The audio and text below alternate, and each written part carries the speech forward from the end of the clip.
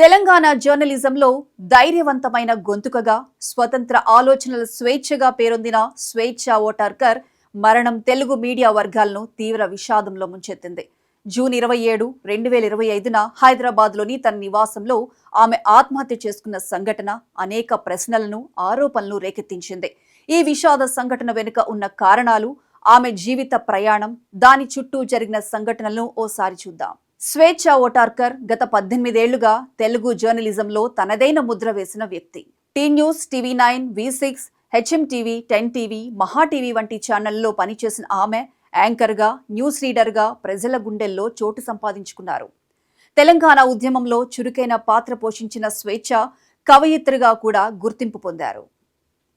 ఆమె రాసిన కవితలు, ప్రజా సమస్యలపై ఆమె నిర్వహించిన కార్యక్రమాలు ఆమెను ఒక ప్రత్యేక మహిళగా గుర్తింపు తెచ్చిపెట్టాయి. Telangana union of working journalist state committee సభ్యురాలిగా ఆమె సమాజంపై లోతైన అవగాహన, భావోద్వేగాలతో తన అభిప్రాయాలను నిర్మోహమాటంగా వ్యక్తం చేసేది. సోషల్ మీడియాలో చురుకుగా ఉండే స్వేచ్ఛ, మనసు నిశ్శబ్దంగా ఉన్నప్పుడు ఆత్మ మాట్లాడుతుంది అనే ఒక ఇన్స్టాగ్రామ్ పోస్ట్ను మరణానికి కొద్ది రోజుల ముందు షేర్ చేసింది.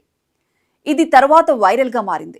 జూన్ 27, 2025 రాత్రి 10:30 సమయంలో హైదరాబాద్లోని చిక్కడపల్లి పోలీస్ స్టేషన్ పరిధిలో జవహర్ నగర్లోని తన ఇంట్లో స్వేచ్ఛ సీలింగ్ ఫ్యాన్ ఉరివేసుకుని ఆత్మహత్య చేసుకుంది. ఆమె తల్లి శ్రీదేవి 13 ఏళ్ల కూతురితో కలిసి రామ్ నగర్లో నివసిస్తున్న ఆమె ఆ రాత్రి అనూహ్యంగా ఈ నిర్ణయం తీసుకుంది. చిక్కడపల్లి పోలీసులు సంఘటనా స్థలాన్ని చేరుకుని ఆమె మృతదేహాన్ని గాంధీ ఆసుపత్రికి తరలించారు. ఫోరెన్సిక్ పరీక్షలో ఆమె మెడ వద్ద ఉరిమరకలు తప్ప ఇతర గాయాలేమీ కనిపించలేదని, ఆమె ఉరివేసుకున్న 3 నిమిషాల్లోనే మరణించినట్లు నిర్ధారించారు. విస్రా శాంపిల్స్ ను ఫోరెన్సిక్ ల్యాబొరేటరీకి పంపించారు. దీని ఫలితాలు రావడానికి 3 నెలల సమయం పట్టవచ్చు. స్వేచ్ఛ మరణం వెనుక వ్యక్తిగత, భావోద్వేగ కారణాలున్నట్లు ప్రాథమిక దర్యాప్తులో తేలింది. 2014లో ఆమె తన భర్త క్రాంతి కిరణ్తో విడాకులు తీసుకున్నారు. ఆ తర్వాత టీ న్యూస్ మాజీ ఉద్యోగి పూర్ణచందర్ నాయక్తో సహజీవనం చేశారు. అయితే ఈ సంబంధంలో విభేదాలు తలెత్తాయి. స్వేచ్ఛ తల్లిదండ్రులు ఆమె కూతురు పూర్ణచందర్పై తీవ్ర ఆరోపణలు చేస్తున్నారు. పూర్ణచందర్ ఆమెను 3 ఏళ్లుగా వేధించాడని, వివాహం చేసుకుంటానని హామీ ఇచ్చి మోసం చేశాడని ఆరోపించారు. ఆమె కూతురు పూర్ణచందర్ అసభ్య ప్రవర్తన వల్ల తన తల్లి మానసిక వేదనకు గురైందని, ఆమె మరణానికి అతనే కారణమని ఆవేశంగా చెప్పింది. ఆశ్చర్యకరమైన విషయం ఏమిటంటే, స్వేచ్ఛ పూర్ణచందర్ విజయవాడలోని కనకదుర్గ ఆలయంలో రహస్యంగా వివాహం చేసుకున్నట్లు ఆమె తండ్రి శంకర్ ఓటార్కర్ వెల్లడించారు. స్వేచ్ఛ మంగళసూత్రంతో తీసిన సెల్ఫీలను ఆయన బహిర్గతం చేశారు. అయితే పూర్ణచందర్ ఇప్పటికే వివాహితుడని, తన రాజకీయ ఆకాంక్షల కోసం ఈ వివాహాన్ని రహస్యంగా ఉంచాడని శంకర్ ఆరోపించారు. ఈ విభేదాలు, మానసిక ఒత్తిడి స్వేచ్ఛను తీవ్రంగా ప్రభావితం చేసినట్లు తెలుస్తోంది. అయితే సూసైడ్ నోట్ ఏదీ లభించలేదు. పోలీసులు మొదట సందేహాస్పద మరణం కేసు నమోదు చేసినప్పటికీ స్వేచ్ఛ కుటుంబం ఫిర్యాదు ఆధారంగా ఆత్మహత్యకు ప్రేరేపణ, పోక్సో చట్టం కింద పూర్ణచందర్పై కేసు నమోదు చేశారు. జూన్ 29, 2025న అతన్ని అదుపులోకి తీసుకున్నారు.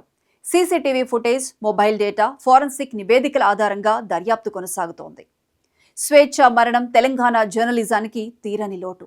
బీఆర్ఎస్ వర్కింగ్ ప్రెసిడెంట్ కేటీఆర్ ఆమెను ధైర్యవంతమైన జర్నలిస్ట్, తెలంగాణ వాదిగా కొనియాడారు. బీజేపీ నాయకుడు ఈటెల రాజేందర్, ఇతర సహచర జర్నలిస్టులు ఆమె అకాల మరణంపై సంతాపం వ్యక్తం చేశారు. అయితే T News CEO Shailesh Reddy ఈ మరణాన్ని రాజకీయంగా వాడుకోవడాన్ని ఖండించారు. అయితే ఈ కేసులో కీలక పరిణామం చోటు చేసుకుంది. స్వేచ్ఛ మరణానికి పూర్ణచందర్ కారణమని ఆమె కూతురు, తల్లిదండ్రులు ఆరోపించగా పూర్ణచందర్ భార్య స్వప్న తీవ్రంగా స్పందించారు. స్వేచ్ఛ తన భర్తను బ్లాక్మెయిల్ చేసిందని, ఇప్పుడు ఆమె కూతురు పూర్ణచందర్ పేరును దెబ్బతీసేలా మాట్లాడుతోందని స్వప్న ఆరోపించారు.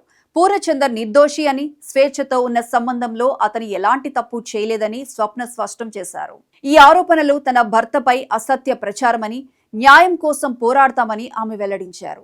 ఏది ఏమైనప్పటికీ స్వేచ్ఛ మరణం కేవలం ఒక వ్యక్తి జీవితంలోని విషాదం మాత్రమే కాదు, మానసిక ఆరోగ్యం, సమాజంలో స్త్రీలు ఎదుర్కొనే ఒత్తిళ్లపై చర్చను రేకెత్తించింది. ఆమె జీవితం, ఆమె పోరాటాలు, ఆమె విజయాలు ఆమెను గుర్తించుకునేలా చేస్తాయి. ఆమె ఆత్మకు శాంతి చేకూరాలని, ఆమె కుటుంబానికి ధైర్యం లభించాలని కోరుకుందాం.